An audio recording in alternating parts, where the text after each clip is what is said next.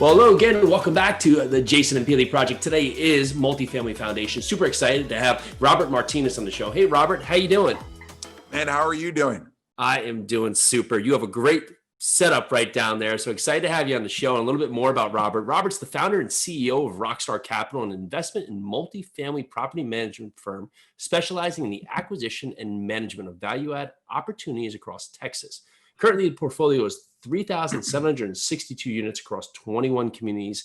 Got a lot of backgrounds. He's won a lot of awards across his property management. Looks like he runs property management in-house. We have a lot we could talk to today. And really, let's just dive in. So here, I see your main focuses are really on the strategy, the investment capital, and securing appropriate financing. And you said you just got off an investor call, which there's a lot of investors out there just wondering, what's next? And none of us have the crystal ball, but how are you taking the day-to-day operations really as you are progressing throughout managing such a large portfolio? You know, the day-to-day started 3 years ago. That's when this started, because you are where you're at today and how you're handling this today based on the decisions you did 3 years ago. 3 years ago, I sat with a mentor. His name is Gary Vaynerchuk, and he told me, hey, you need to find holes in your business and then figure out a defense against it. And one of the holes in my business was that I was unknown. I didn't have much of a brand. People didn't know where to find me. And if they can't find me, how are they gonna lease from me? Right. So it's really important that we, over the last 36 months, we spent a significant amount of resources. We have our own in-house video team. We are able to now storytell. We have reputation management that ranks among the highest in the country. When people come to our sites, they're going to be able to not just read reviews, but they can now go through the entire leasing process online only. They can take a virtual tour within one of our models and take them room by room by room. It's like a little dollhouse that takes them all the way around. They can file their application online. They can pay their rent online. They can send in their screening information. They get everything approved so that they don't have to come to the office other than to get their key. That has made a big difference right now. Since this officially started March 23rd, I just got off a large investor call, and we did 168 leases, 70 of which were online only. That's 105 leases for the portfolio where people did not come to the office. There was no, our offices are closed, but they're open for scheduled by appointment. We observe social distancing, but a lot of people don't want to do that, right? They want to but they do want to leave. And so, they do want to move in and they want to leave wherever they're at because there's an issue there. We got 105 leases with the doors closed. And we knew we had this capability. We knew people were taking advantage of people from out of state or out of town, 6 months ago, a year ago, where, that's how they would find us. They find us online. They would check out our sites, look at our videos, read the reviews, and then they would lease. Now, 70% of the market is doing that. And if we didn't make that decision 36 months ago, we would be in a very different situation right now. There would be 105 move-ins that are not expecting. Those move-ins haven't even occurred yet. So I'm looking forward to the occupancy going up. But more importantly, they have to pass screening, which means they still have a job, which means they have good employment, they have good rental history, and they're now ready to enhance the integrity of our portfolio. So I think you prepare for this today 3 years ago. So you prepared 3 years ago, you come up with the Rockstar brand, which is you. What's that through message that brings across not only to your tenant base, but also to your investors? Well, to the investors is I'm one of the best operators in the country. Our company has won 17 city, state, national apartment association awards. Our company is ranked number 2 nationally for online resident satisfaction. That's against Greystar, Camden. I don't care who your name is. We're number 2 nationally. We have the number 1 and the number 2 property ranked highest for online resident reviews in the country. And I'm the country's only 2-time National Apartment Association Independent Owner of the Year.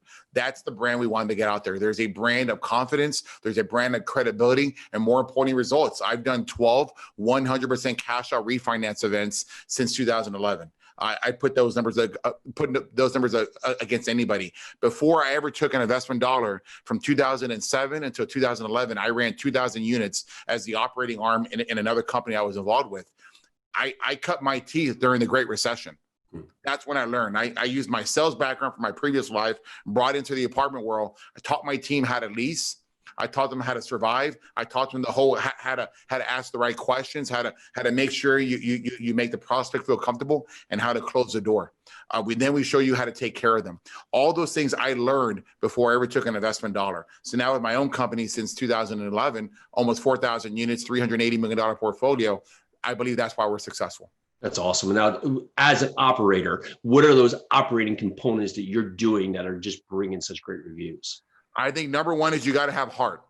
You got to recruit people, because the name of the game is people right now, right? One of the things that we first did when this occurred, and there was a lot of uncertainty in the market, we brought certainty to our teams. I told them right now, I don't care what happens. I got your back.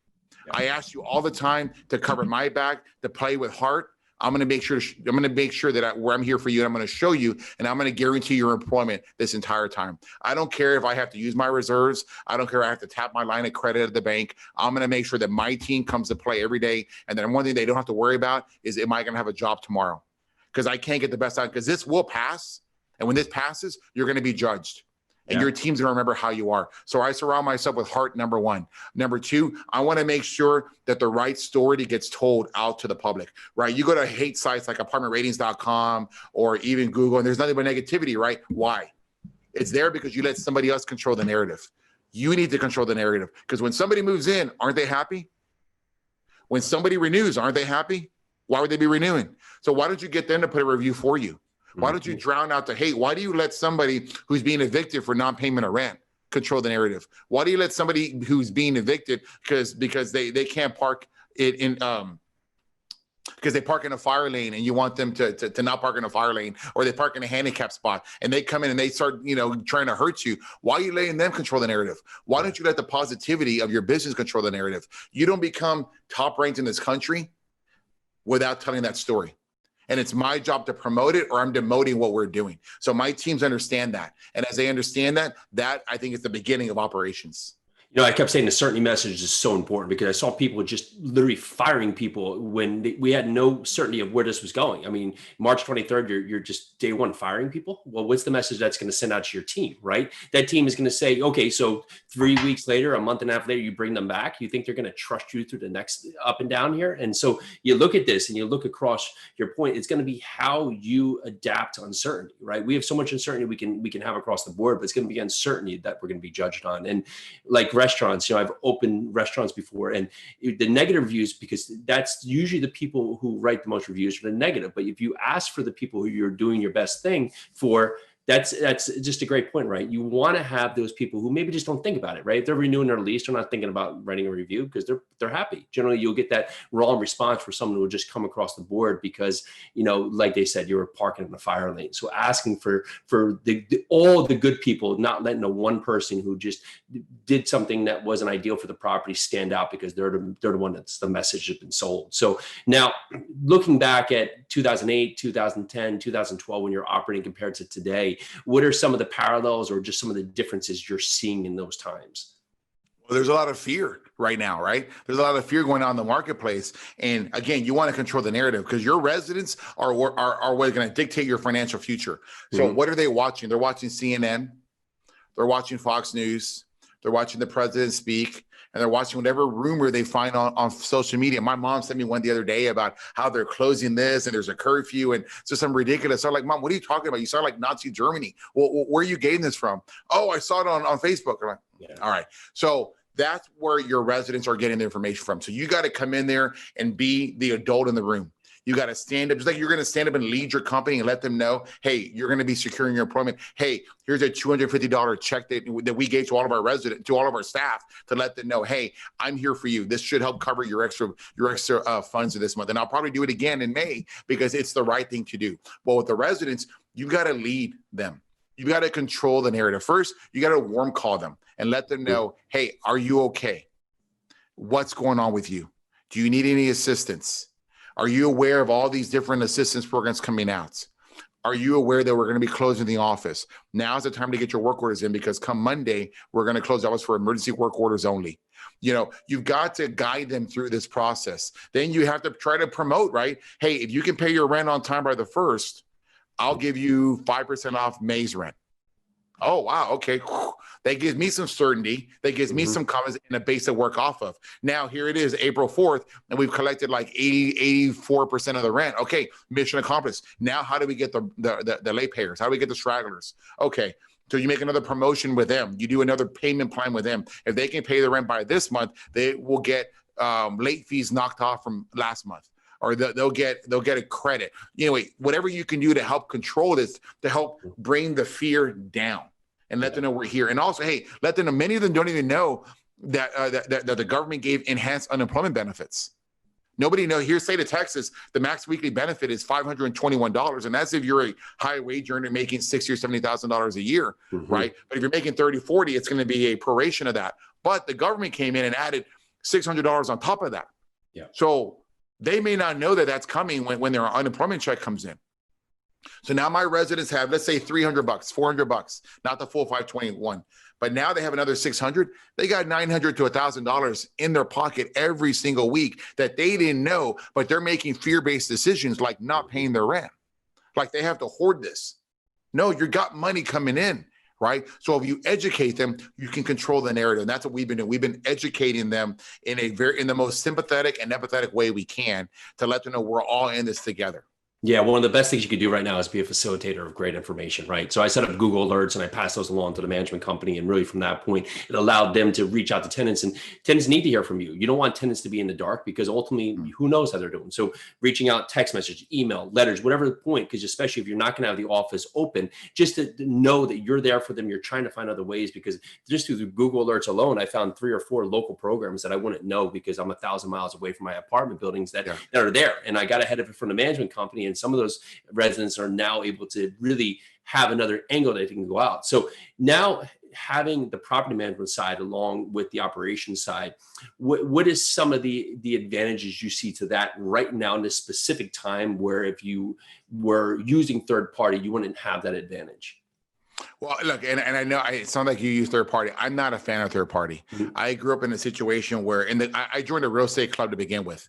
Right. And that real estate club, they showed me how to run operations. And the number one things that they did was they asked that if you're going to take investment dollars from somebody, that you quit your job and you guard this with your life. And that's what I did. When I got started in this business back in 2007, 2008, I walked away from my $150,000 a year day job, which is good money here in Houston, Texas. And I went to work on site, making $32,000, $36,000, for a period of time until we grew. But I learned the business. And I learned how to collect and knock on doors, right? Because it's a skill. I learned how to lease an apartment the right way. It's one thing where I'm trying to sell a $500 piece of equipment to a guy with a PhD, right? And explain to him, hey, the life cycle cost benefit. It's a whole nother story having that same conversation with somebody who's making $35,000 a year and you're trying to lease a $600 apartment. You got to go through this, right? And really, I can't trust a company that's 1,000 miles away to have my best interests. It's not their money. They don't have skin in the game. I do. And when I have skin in the game, that means my kids have skin in the game. That means my mama's got skin in the game. That means my mother-in-law or whoever else is important to me has skin in the game. And so I think those are some of the success traits that I had in my business of being a good operator, is that I was willing to learn. I ran 2,000 units under my other company before I ever took an investment dollar. And that was really important to me, because I need to make sure that before I ever raised the money myself, right, that I was confident and secure that I could return that money back to them. And I guess that's why I have the returns that I have, where I've got 12 100% cash out refinance events. I would have had some more this year, but the virus knocked that out for a little while. Not because my operations aren't there, but because the banks are really squirrely right now and changing terms on. I had a refinance. I was going to return, a monster refund with property. We paid $20 million for it in 16. It's worth $33 million for it right now. We're about to do a monster refinance event. We were going to actually reduce our debt service because the IO period is so low that now the bank wants to go and take 18 months of it and put it as, P&I reserve. Yeah. And you're just like, well, what do you do? I'll wait until this is over, and then we'll go back and try to get our bite of the apple then. Well, yeah, the strong operations gives you the ability to choose the right timing. And that's the best thing, right? When you have the reserves, you have the cash flow, and honestly, you have, to the point, solid debt, long-term debt, you can sit there and make good choices. You're not pushed to a decision, where if you were sitting there and you need to have this across, and now you have to put all this money in your pocket, it changes the narrative. So looking at what you're doing now, how is your acquisition strategy change, or are you still acquiring? Because now we're looking at the different loan options that we now have to come to the table with. Yeah. So in February, I had a big Rockstar tour. I rented out a bus and I took my investors to 4 different Rockstar properties. Each of these properties were ranked in the top 1% in the country for resident satisfaction. And each of those 2 nights that we had this event, I presented 2 different deals that we were going to do. They were deep in South Texas, a new market for us. One of them I was in contract in. The other one I was essentially in contract in because all that was missing was wiring the earnest money. And I'm looking at this deal and I'm thinking, dude, this is crazy. Like, what if they do a shelter in place order? What if the banks start playing around with terms, right? Because they get scared. What if money dries up? And so I decided, we're not going to do this. I'm not going to do this on this deal. I'm not. It's too far south. I haven't even started due diligence yet. I'm going to have to get into units. I don't know what finance is going to look like. And more importantly, I don't know what collections are going to look like. I don't know what's going to happen because you could buy that deal today on this cap rate against this NOI. But if collections drop between now and the next 90 days, 60 days, when I'm going to buy this deal, isn't it worth less than what it is when I bought it? Well, what if it's a Fannie loan and not a bridge loan? It can't support a lower valuation because you just borrowed the money, 75% of this number. Mm-hmm. Or what if you think you're going to get into it and now the collections fall and the bank wants to retrade you? Yeah. So we decided not to do that deal. The other deal that I did have in contract, I had personal money in the deal. I had $100,000 hard. We already had done our due diligence. All we had to do was close. And it just didn't feel right. I had equity coming in that was ready to go. The bank was offering their terms, but I know it's going to change once they see that the collections fell 15%, and I was like, I don't need this deal that bad. I have 21 deals I need to worry about. I got $100 million of people's money, but more importantly, my own family's money, my kids' money is in these deals. Why am I chasing a deal? And so I think that's the difference between me and the average syndicator is that I don't need to get paid. I have 21 deals, right, where I'm the majority owner. Mm-hmm. Right, I have $100 million of people's retirement, their nest eggs, and they rely on us to produce a return, every quarter. As you said, some people are stopping distributions. You saw one of the big syndicator guys out of Miami, Florida, who got a lot of crap, for pausing his syndication, his distributions when he's used to doing it every month, which to me is a broken model. You should do it quarterly, not monthly. But he's getting a lot of hate for it, maybe rightfully so. But yet he's telling you operations are doing really well. Well, are they really doing well?